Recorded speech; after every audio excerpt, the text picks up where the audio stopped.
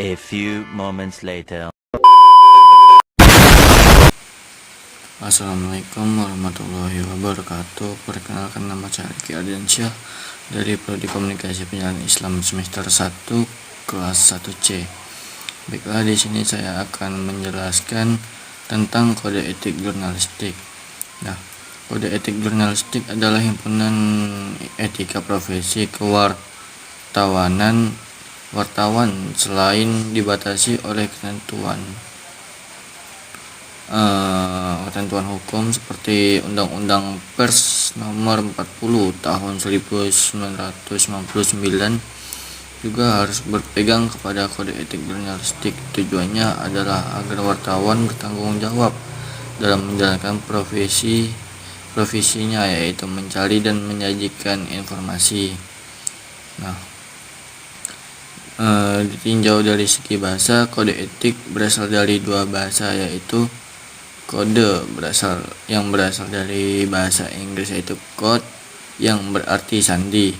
Nah, pengertian dasarnya adalah ketentuan atau petunjuk yang sistematis, sedangkan etika berasal dari bahasa Yunani, yaitu ethos yang berarti watak atau moral.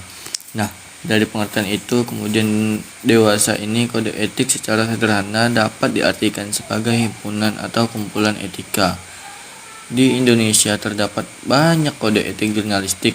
Hal tersebut dipengaruhi oleh banyaknya organisasi wartawan di Indonesia. Untuk itu, kode etik juga berbagai macam. Antara lain tuh Kode Etik Jurnalistik Persatuan Wartawan Indonesia atau KEJPWI. KEJPWI, Kode Etik Wartawan Indonesia atau KEWI, Kode Etik Jurnalistik Aliansi Jurnalis Independen KEJAJI, Kode Etik Jurnalis Televisi Indonesia, dan lainnya. Nah, itu salah satunya. Untuk menjamin kemerdekaan pers dan memenuhi hak publik untuk memperoleh informasi yang benar, wartawan Indonesia memerlukan landasan moral dan etika profesi sebagai pedoman operasional dalam menjaga kepercayaan publik dan menegakkan integritas serta profesionalisme. Atas dasar itu, wartawan Indonesia menetapkan dan menaati kode etik jurnalistik. Berikut kode etik jurnalistiknya, yaitu wartawan Indonesia bersikap independen, menghasilkan berita yang akurat, berimbang, dan tidak beretikat buruk. Selanjutnya, wartawan Indonesia menempuh cara-cara yang profesional dalam melaksanakan tugas jurnalistik. Selanjutnya, wartawan Indonesia selalu menguji informasi, memberitakan secara berimbang, tidak mencampurkan fakta dan opini yang menghakimi, serta menerapkan asas praduga tak bersalah. Selanjutnya, wartawan Indonesia tidak membuat berita bohong, fitnah, sadis, dan cabul. Selanjutnya, wartawan Indonesia tidak menyebutkan dan menyiarkan identitas korban kejahatan susila dan tidak menyebutkan identitas anak yang menjadi pelaku kejahatan. Selanjutnya, wartawan Indonesia tidak menyalahgunakan profesi dan tidak menerima suap. Selanjutnya, wartawan Indonesia memiliki hak tolak untuk melindungi narasumber yang tidak bersedia diketahui identitas maupun keberadaannya, menghargai ketentuan embargo informasi latar belakang dan off the record sesuai kesepakatan.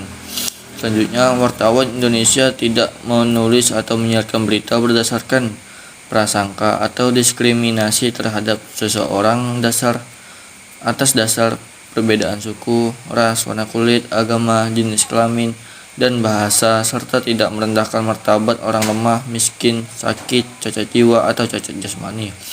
Selanjutnya, wartawan Indonesia menghormati hak narasumber tentang kehidupan kepribadiannya kecuali untuk kepentingan publik. Selanjutnya, wartawan Indonesia segera mencabut, meralat, dan memperbaiki berita yang keliru dan tidak akurat disertai dengan permintaan maaf kepada pembaca, pendengar, dan atau pemirsa. Yang terakhir, wartawan Indonesia melayani hak jawab dan hak koreksi secara proporsional.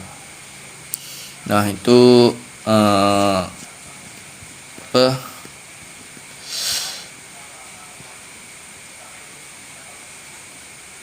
penetapan menaati kode etik jurnalistik. Nah, yang selanjutnya, kode etik jurnalistik menempati posisi yang sangat vital bagi wartawan, bahkan dibandingkan dengan perundang-undangan lainnya yang memiliki sanksi fisik. Sekalipun kode etik jurnalistik memiliki kedudukan yang sangat istimewa bagi wartawan, kode etik sendiri memiliki 5 fungsi, yaitu yang pertama, melindungi keberadaan seseorang profesional dalam berkiprah di bidangnya. Yang kedua, melindungi masyarakat dari malapraktik oleh praktisi yang kurang profesional. Yang ketiga, mendorong persaingan sehat antar praktisi. Yang keempat, mencegah kecurangan antar rekan profesi. Yang kelima dan terakhir, mencegah manipulasi informasi oleh narasumber. Nah, itulah 5 fungsi kode etik sendiri. Mungkin itu saja sih yang bisa saya jelaskan. Mohon maaf apabila ada kekurangan dan kesalahan.